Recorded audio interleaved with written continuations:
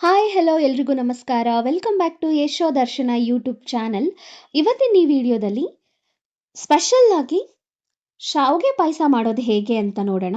ಅದಕ್ಕೂ ಮುಂಚೆ ಯಾರೆಲ್ಲ ನನ್ನ ಯೂಟ್ಯೂಬ್ ಚಾನಲ್ನ ಸಬ್ಸ್ಕ್ರೈಬ್ ಮಾಡ್ಕೊಂಡಿಲ್ವೋ ಸಬ್ಸ್ಕ್ರೈಬ್ ಮಾಡಿಕೊಂಡು ಪಕ್ಕದಲ್ಲಿರೋ ಬೆಲ್ ಐಕಾನ್ ಬಟನ್ನ ಕ್ಲಿಕ್ ಮಾಡ್ಕೊಳ್ಳಿ. ಸೊ ದಟ್ ನಿಮಗೆ ನಾನು ಯಾವ್ಯಾವ ವಿಡಿಯೋ ಅಪ್ಲೋಡ್ ಮಾಡ್ತಿರ್ತೀನಿ ಅದರದ್ದು ನೋಟಿಫಿಕೇಶನ್ ಬರ್ತಿರುತ್ತೆ.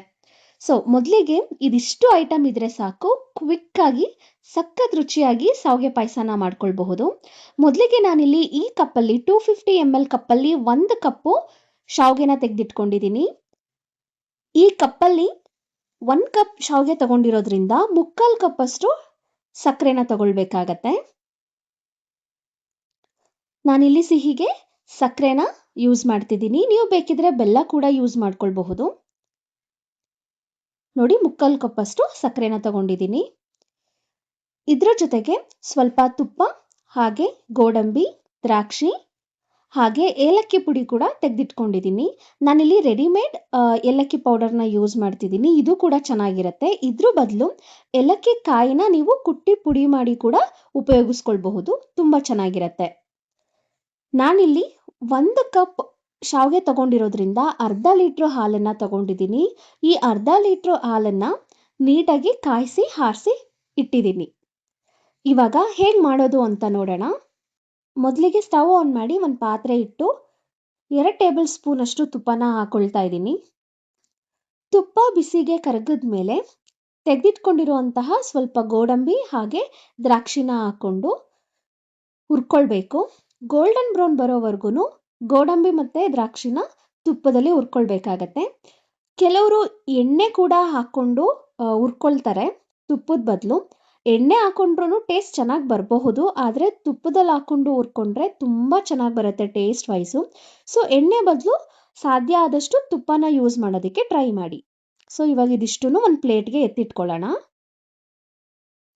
ಇದಿಷ್ಟು ಎತ್ತಿಟ್ಕೊಂಡ ನಂತರ ಅದೇ ತುಪ್ಪದ ಪಾತ್ರೆಗೆ ಎತ್ತಿಟ್ಕೊಂಡಿರೋ ಅಂತಹ ಶಾವಿಗೆನ ಹಾಕಿ ನೀಟಾಗಿ ಫ್ರೈ ಮಾಡ್ಕೊಳ್ಬೇಕು. ಕಲರ್ ಚೇಂಜ್ ಆಗೋವರೆಗೂ ನೀಟಾಗಿ ಫ್ರೈ ಮಾಡ್ಕೊಳ್ಬೇಕಾಗತ್ತೆ. ನೋಡಿ ಈ ರೀತಿಯಾಗಿ. ಸ್ಟವ್ನ ಮೀಡಿಯಂ ಫ್ಲೇಮಲ್ಲಿಟ್ಟು ನಿಧಾನವಾಗಿ ಹುರ್ಕೊಳ್ಬೇಕಾಗತ್ತೆ. ಗೋಡಂಬಿ ದ್ರಾಕ್ಷಿ ಆಗಲಿ ಶಾವಿಗೆ ಆಗಲಿ ಈ ರೀತಿಯಾಗಿ ಹುರ್ಕೊಂಡಿದ ನಂತರ ಕಾಯಿಸಿಟ್ಕೊಂಡಿರೋ ಅಂತಹ ಹಾಲನ್ನು ಹಾಕೊಳ್ತಾ ಇದ್ದೀನಿ. ಹಾಲಿಗೆ ಯಾವುದೇ ಥರ ನೀರನ್ನು ಮಿಕ್ಸ್ ಮಾಡಿಲ್ಲ, ನಾನು ಗಟ್ಟಿ ಹಾಲನ್ನೇ ಕಾಯಿಸಿಟ್ಟಿದ್ದೆ. ಅದನ್ನೇ ಹಾಕಿಬಿಟ್ಟು ಕುದಿಸ್ತಾ ಇದ್ದೀನಿ. ಈ ಶಾವಿಗೆ ಎಲ್ಲ ಹಾಲಲ್ಲೇ ಬೆಂದೋಗಬೇಕು. ಆ್ಯಕ್ಚುಲಿ ಹಾಲಲ್ಲಿ ಬೇಯಿಸ್ತಿರ್ಬೇಕಾದ್ರೇ ಈ ಶಾವಿಗೆ ನೀಟಾಗಿ ಬೆಂದಿರಬೇಕು. ಮತ್ತು ಕೈಯಲ್ಲಿ ಈ ರೀತಿ ಮಾಡಿದ್ರೆ ಬ್ರೇಕ್ ಆಗಬೇಕು, ಕಟ್ ಆಗಬೇಕು. ಆವಾಗ ಶಾವಿಗೆ ಬೆಂದಿದೆ ಅಂತಲೇ ಅರ್ಥ. ಸೊ ಈಗ ಪರ್ಫೆಕ್ಟಾಗಿ ಆಗಿದೆ. ಇದಕ್ಕೆ ಸಕ್ಕರೆ ಹಾಕೋಣ. ನಾನು 1 ಕಪ್ ಶಾವಿಗೆಗೆ 3/4 ಕಪ್ಪಷ್ಟು ಸಕ್ಕರೆನ ಹಾಕ್ಕೊಳ್ತಾ ಇದ್ದೀನಿ.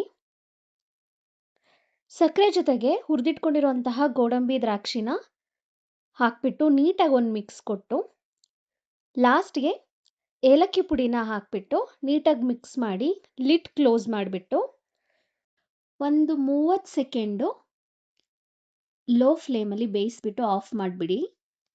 ಸ್ಟವ್ ಆಫ್ ಮಾಡಿದ್ಮೇಲೆ ಒಂದು 30 ನಿಮಿಷ 40 ನಿಮಿಷ ಆದಮೇಲೆ ನಾನು ಇದನ್ನು ಓಪನ್ ಮಾಡ್ತಿರೋದು. ನೋಡಿ ಎಷ್ಟು ಚೆನ್ನಾಗಾಗಿದೆ ಅಂತ.